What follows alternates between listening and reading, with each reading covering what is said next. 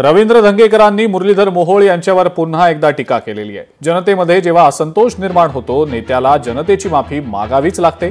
मोहोळ यांनी लवकरात लवकर हा विषय मिटवला पाहिजे।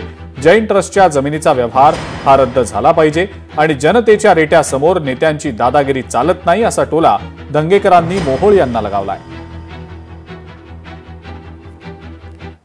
मुरलीधर मोहोळ यांच्या मार्गदर्शनाखाली आणि त्यांच्या पैशावरूनच हा व्यवहार झालेला आहे आणि ह्याची नोंद माननीय देवेंद्र फडणवीस साहेबांनी घेतली आणि काल देवेंद्र फडणवीस साहेबांनी यांना बोलून ते सांगितलंय की आता हे सगळं मिटवलं नाही तर एक तर मंत्रीपद नाही तर देऊळ, ह्याच्यामधला तुला काय चॉईस करायचं ते कर।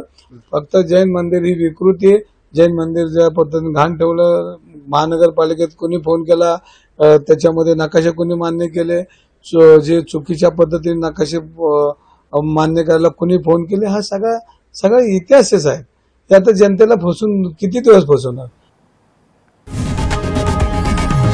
लोकशाही मराठी ऐका, पहा, जागरूक रहा।